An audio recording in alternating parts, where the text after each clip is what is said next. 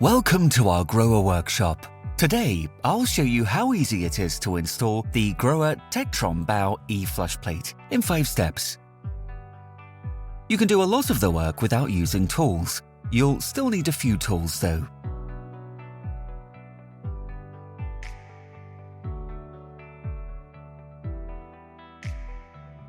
So let's get started. The box contains the flush plate with all the connecting parts. It's certainly helpful to read the assembly instructions. The flush plate draws 6 volts and the AC adapter needs a 230 volt connection. Install the AC adapter after the Rapid SL has been roughly assembled. This should be done by a qualified electrician. First, attach the junction box. Then install the power cable according to the enclosed assembly instructions. After this, snap in the AC adapter.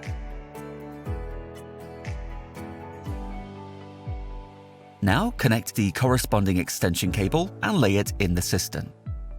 Simply guide the power cable through the side opening of the water supply line and let it hang out of the inspection shaft.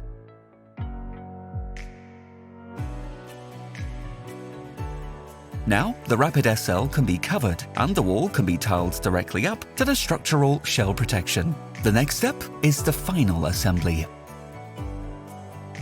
The inspection shaft must be cut completely flush with the wall so that the flush plate does not protrude over the edge of the tiles later on. Now remove the flexible hose. Don't dispose of it. The next step is to install the flush plate. For a correct fit, insert these brackets into the inspection shaft, snap them into place and saw them flush with the wall. Then screw on the white threaded pieces.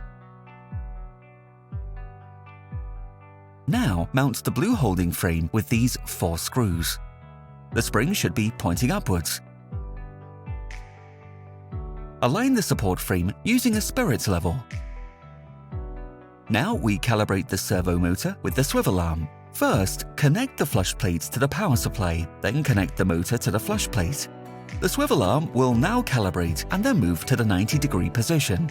Depending on the position of the angle valve, the filling and waste valves may have to be rotated before further installation. If the angle valve is positioned on the right or in the center, as is the case here, the motor is placed on the right crosspiece in the cistern. In this case, the waste valve must be turned by 180 degrees so that the blue float box is on the right. The filling valve stays on the left. Now connect a flexible hose that suits the installation conditions.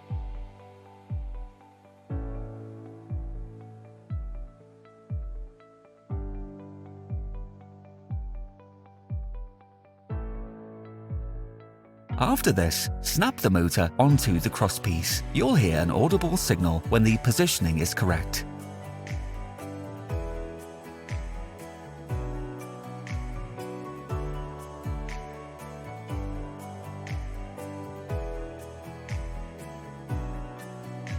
Then attach the connecting rods to the extension of the waste valve and insert it into the waste valve by turning it.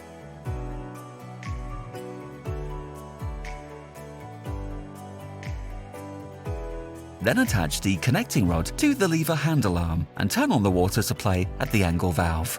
Now make sure that the pneumatic hose is clipped to the cross pieces on both sides so it does not interfere with other moving parts. Then connect the flush plate to the power supply. Loop the cables and clamp them onto the flush plate in the openings on the sides of the support plate. This prevents the cables from coming into contact with moving parts in the cistern. Now connect the flush plate cables to the power cable and the motor. Finally, place the flush plate on the holding frame from above.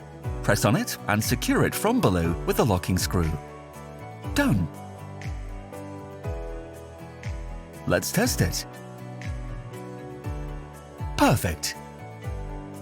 The TECTRON BAU E flush plate can be individually configured according to a customer's needs. A total of up to 7 programs are available and can be manually selected.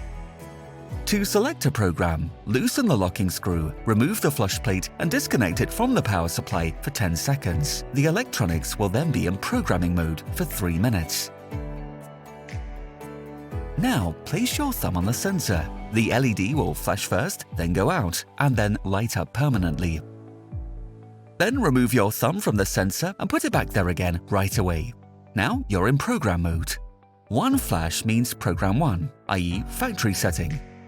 If you leave your thumb on the sensor, it will cycle through each program, flashing from 1 times to 7 times, and then start again with program 1. When you reach the program you want, remove your thumb from the sensor, program 6 in this example.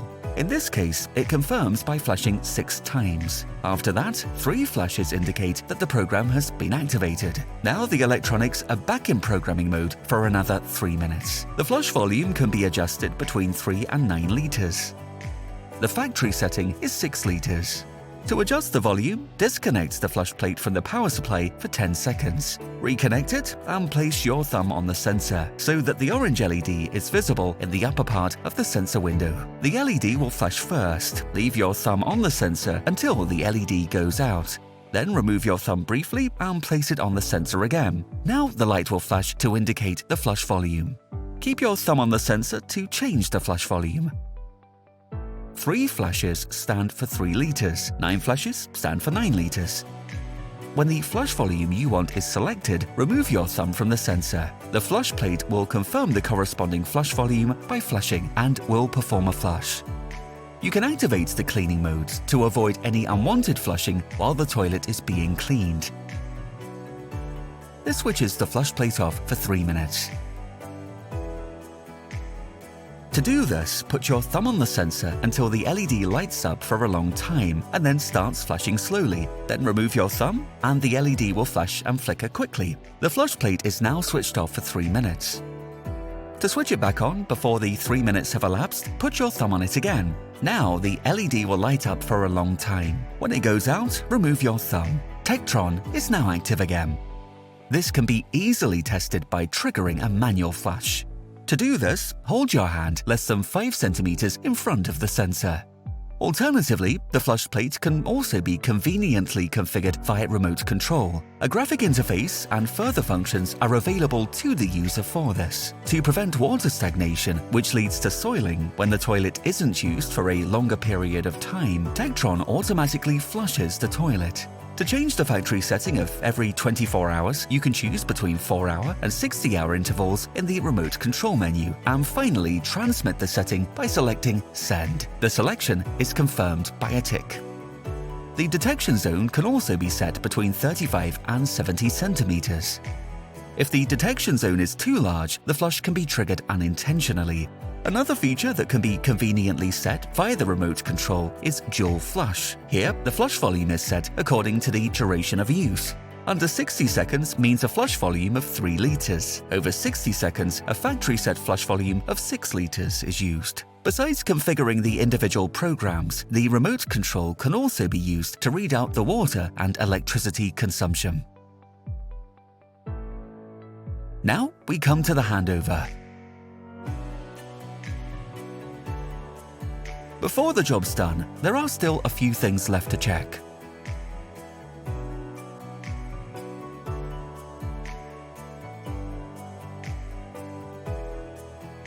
Job done!